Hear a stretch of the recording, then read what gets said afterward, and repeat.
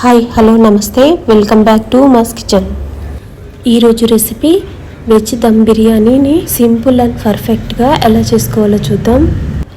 అచ్చం రెస్టారెంట్ రుచితోనే ఇంట్లో మనం చాలా సింపుల్గా చేసుకోవచ్చు.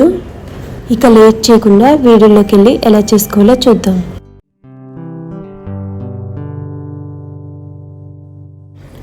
ముందు బిర్యానీ కోసం వెజిటేబుల్స్ని ఇలా కట్ చేసి పెట్టుకోవాలి.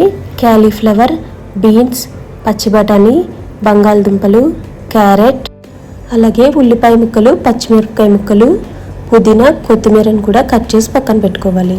బిర్యానీకి కావాల్సిన మసాలాలు కూడా తీసి పెట్టుకోవాలి. పన్నీర్ని 100 గ్రామ్స్ వరకు తీసుకున్నాను. కొంచెం కుంకుమ పువ్వులో వాటర్ వేసి పక్కన పెట్టుకోవాలి.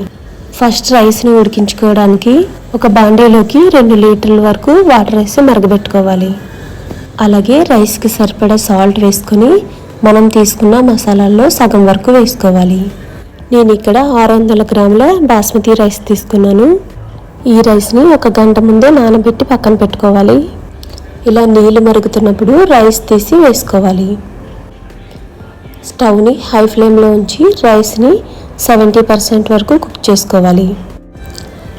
ఇలా 70% కుక్ చేసుకున్న రైస్ని ఒక గిన్నెలోకి తీసుకొని పక్కన పెట్టుకోవాలి. నేను ఇక్కడ బాస్మతి రైస్ తీసుకున్నానండి. మీకు కావాలంటే నార్మల్ రైస్ కూడా తీసుకోవచ్చు. ఇప్పుడు బిర్యానీ చేసుకోవడానికి స్టవ్ మీద బాండీ పెట్టుకొని వేడి చేసుకోవాలి. ముందుగా పన్నీర్ ముక్కల్ని లైట్గా వేయించుకొని ఒక పక్కకు తీసేసుకుందాం. ఇలా మీడియం ఫ్లేమ్లో 1 నిమిషం వేయించుకుంటే సరిపోతుందండి. వీటిని పక్కకు తీసిన తర్వాత ఇదే బాండీలో జీడిపప్పును వేసుకొని వీటిని కూడా లైట్గా వేయించుకోవాలి. ఇలా లైట్గా కలర్ చేంజ్ అవుతే వీటిని కూడా ఒక ప్లేట్లోకి తీసుకొని పక్కన పెట్టుకుందాం. ఇప్పుడు ఇదే బాండీలో 1 స్పూన్ నెయ్యి, 1 స్పూన్ ఆయిల్ వేసుకొని వేడి చేసుకోవాలి. 1 స్పూన్ షాజీరా, అనాస్ పువ్వు 1, బిర్యానీ ఆకు, 2 యాలకులు, లవంగాలు 5, 1/2 ఇంచు చెక్క వేసుకొని మసాలాలు వేయించుకోవాలి. ఇలా 1 నిమిషం మసాలాలు వేగిన తర్వాత పచ్చిమిరపకాయ ముక్కలు, ఉల్లిపాయ ముక్కలు కూడా వేసుకొని వేయించుకోవాలి. ఇలా ఉల్లిపాయ ముక్కలు వేగిన తర్వాత క్యారెట్, బీన్స్ ముక్కలు కూడా వేసుకొని 1 నిమిషం వేయించుకోవాలి. క్యారెట్, బీన్స్ వేగడానికి టైం పడుతుంది కాబట్టి 1 నిమిషం ముందు వీటిని వేయించుకోవాలి. అలాగే బంగాళదుంపలు, బఠానీలు కూడా వేసుకొని మరో నిమిషం వేయించుకోవాలి. ఈ వెజిటేబుల్స్కి సరిపడా సాల్ట్ వేసుకోవాలి. ఇలా ఒకసారి బాగా కలుపుకొని బాండీకి మూత పెట్టి 2 నిమిషాలు మగ్గనివ్వాలి. ఇప్పుడు అల్లం వెల్లుల్లి పేస్ట్ 1 స్పూన్ వేసుకొని పచ్చివాసన పోయే వరకు వేయించుకోవాలి. ఇలా 2 నిమిషాలు వెజిటేబుల్స్ వేయించుకున్న తర్వాత క్యాలీఫ్లవర్ ముక్కలు కూడా వేసుకొని 2 నిమిషాలు వేయించుకోవాలి. క్యాలీఫ్లవర్ ముక్కల్ని ముందుగానే సాల్ట్ వాటర్లో 1 పొంగు రానిచ్చానండి. ఇప్పుడు 1/2 కప్పు పెరుగు వేసుకోవాలి.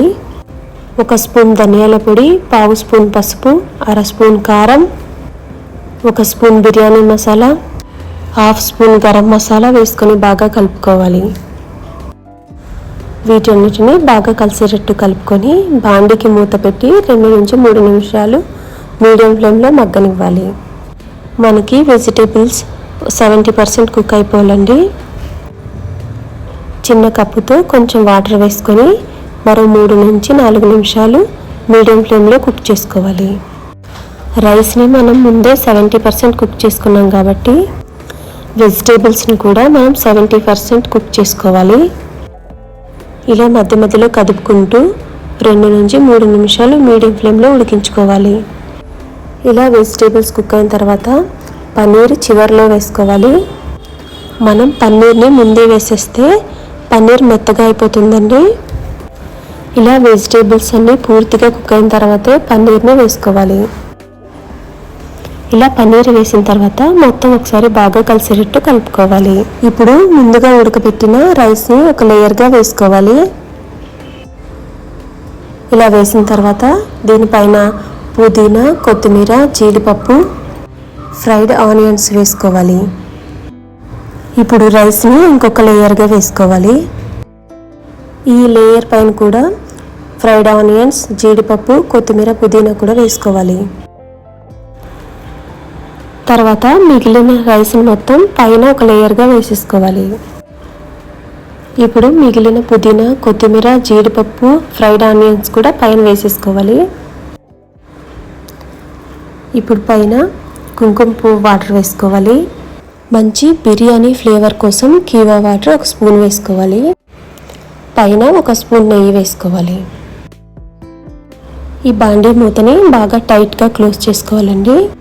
లోపలున్న ఆవిరి బయటికి రాకుండా ఇలా టిష్యూతో ముందు క్లోజ్ చేసుకొని పైన మూతతో క్లోజ్ చేసుకోవాలి.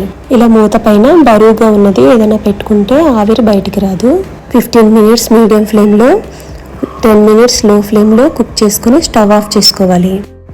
ఎక్కువసేపు కుక్ చేయాల్సిన అవసరం లేదండి, ఎందుకంటే ముందుగానే మనం వెజిటేబుల్స్, రైస్ కూడా కుక్ చేసుకున్నాం. సో అంతేనండి, రెస్టారెంట్ స్టైల్లో వెజ్ దమ్ బిర్యానీ ఇంట్లోనే పర్ఫెక్ట్గా చేసుకోవచ్చు. టేస్ట్ అయితే చాలా బాగుంటుందండి. తప్పకుండా మీరు ఒకసారి ఇలా ట్రై చేసి చూడండి.